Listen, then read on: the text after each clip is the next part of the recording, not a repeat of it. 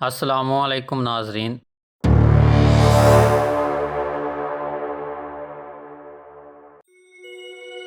صحیح قسم کی قوت با سے مراد ہے مرد کا جسمانی طور پر ہر وقت ہر قسم کے حالات میں طبیعی اور قدرتی طور پر فریق ثانی کے ساتھ کامل مجامت کے قابل ہونا۔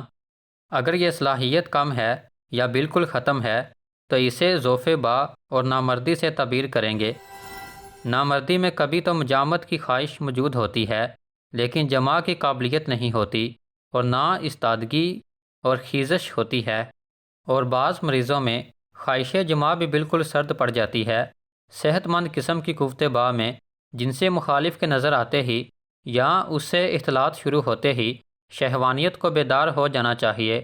اس کے برعکس مرد کو اپنے تئیں مجامت کے لیے تیار کرنے کے لیے اور شہوت کو پورے طور پر بیدار کرنے کے لیے جتنا زیادہ وقت لگے گا اتنا ہی اسے نامردی کی منزل سے قریب جاتا ہوا سمجھنا چاہیے۔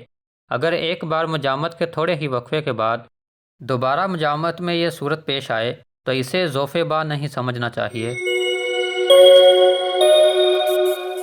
مختلف مریضوں میں ضعف با اور نامردی کی وجوہات مختلف ہو سکتی ہیں۔ مثال کے طور پر آلات تناسل اور خصیتین میں پیدائشی یا موروثی نقص، کثرت جماع، جلک، اگلام بازی، کثرت احتلام، جریان منی کی وجہ سے متعلقہ اعضاء میں سستی اور ان کی کارکردگی میں فتور واقع ہو جاتا ہے، مایوسی، شدید فکر و غم، منی کی کمی، کسی دوسرے مرض سے شدید قسم کی جسمانی اور اعصابی کمزوری یا اس کے برخلاف جسم کا بہت زیادہ موٹا ہو جانا بھی اس کا باعث ہو سکتا ہے۔ ان کے علاوہ بہت سی مضر قسم کی تیز ادویات یا منشیات مثلاً بھنگ، چرس، افیون، کافور، تمباکو، چائے، شراب وغیرہ کا عرصہ دراز تک کثرت سے استعمال کیا جائے تو تب بھی یہ عارضہ لاحق ہو سکتا ہے۔ اس کے علاوہ عرصہ دراز تک مجامعت سے پرہیز یا عمر رسیدگی بھی اس کی وجوہات میں شامل ہیں۔ حد سے زیادہ جسمانی محنت جنسی طاقت میں کمی کی وجہ بنتی ہے۔ اس بیماری میں قوت مجامت یا تو بالکل ہی زائل ہو جاتی ہے، جماع کی طرف رغبت ہوتی ہی نہیں، یا تھوڑا سا انتشار ہو کر طبیعت رہ جاتی ہے اور مریض کے خیالات سب منتشر رہتے ہیں اور پست ہمت ہوتا ہے۔ نامردی اور مردانہ کمزوری کی وجہ سے عضو مخصوص سکڑاؤ میں ڈھیلا رہتا ہے جس سے قوت ملاپ ناقص یا بالکل ختم ہو جاتی ہے۔ کبھی معمولی سا تناؤ ہوتا ہے، کبھی تناؤ بالکل ہی نہیں ہوتا اور کبھی ملاپ کی بھی رغبت نہیں پیدا ہوتی۔ مریض سست، کمزور، پست ہمت اور چڑچڑا ہو جاتا ہے، چہرہ زرد، نظر کمزور، ہاتھ پاؤں سرد، سر، کمر اور پنڈلیوں میں درد، نظر کمزور، نیند کم، ہاضمہ خراب، بھوک کم اور نسیان جیسے عوارض لاحق ہو جاتے ہیں۔ اعضائے تناسل کا طبی معائنہ کیا جائے تو آلات کی لاغری، کجی، کمزوری اور رگوں کا پھولا ہونا اور نامکمل انتشار اس بیماری کی نشاندہی کرتا ہے۔ اسی طرح اس بیماری کی وجہ سے مریض ٹینشن، ڈپریشن اور خود اعتمادی کی کمی کا شکار ہو جاتا ہے۔ ناظرین، نامردی اور مردانہ کمزوری کا ذکر بہت سی ہومیوپیتھک ادویات میں ملتا ہے، لیکن ابھی ہم چند اہم اور زیادہ استعمال ہونے والی ادویات کا تذکرہ کریں گے۔ آرنیکا، جب نامردی اور کمزوری کی وجہ چوٹ ہو یا نامردی کے ساتھ چوٹ لگنے کی ہسٹری بھی موجود ہو تو پھر آرنیکا دوا کو استعمال کریں۔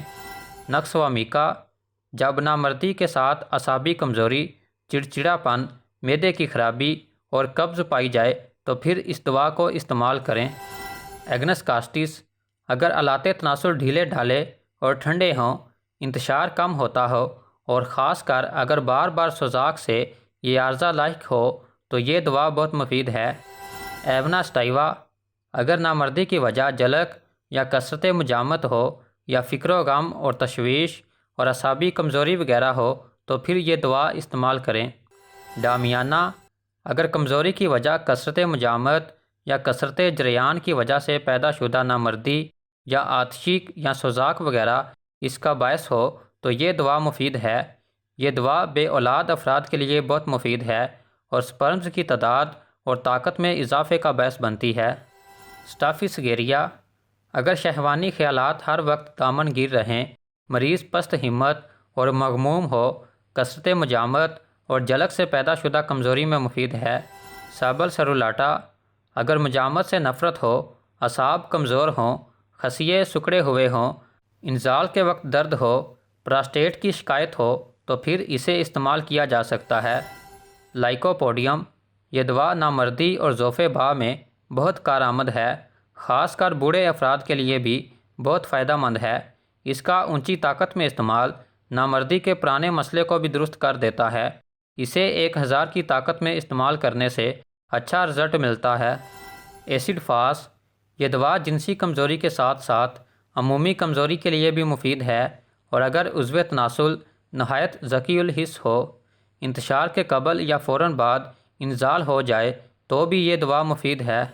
کلیڈیم، اگر کذیب ڈھیلا ڈھالا ہو، بوسے یا پیار وغیرہ سے بھی خیزش نہ ہوتی ہو، اور نہ شہوت ہوتی ہو اور نہ انزال ہوتا ہو تو اس دوا کو استعمال کیا جا سکتا ہے۔ ناظرین، اس مرض میں مفید کچھ مجرب مرکب نسخہ جات بھی آپ کی خدمت میں حاضر ہیں۔ ڈامیانا، ایگنس کاسٹس، نیوفرلوٹیم اور yohimbinum. Acid phos, agnus castus اور nuphar luteum. Acid phos, agnus castus اور china. Acid phos, agnus castus, china اور سابل سرولاٹا۔ مریض کو اس مرض کا علاج پوری ثابت قدمی کے ساتھ کچھ عرصہ تک جاری رکھنا چاہیے۔ چند دن بعد معالج بدلنے اور پرہیز نہ کرنے سے شفا ملنے کی امید کم ہو جاتی ہے، اور نامردی اور ضعف باء کی بنیادی وجہ کو ڈھونڈ کر اس کو بھی ختم کرنا چاہیے۔ اس موضوع کے بارے میں ہماری مزید ویڈیوز دیکھنے کے لیے ڈسکرپشن میں ان کا لنک موجود ہے۔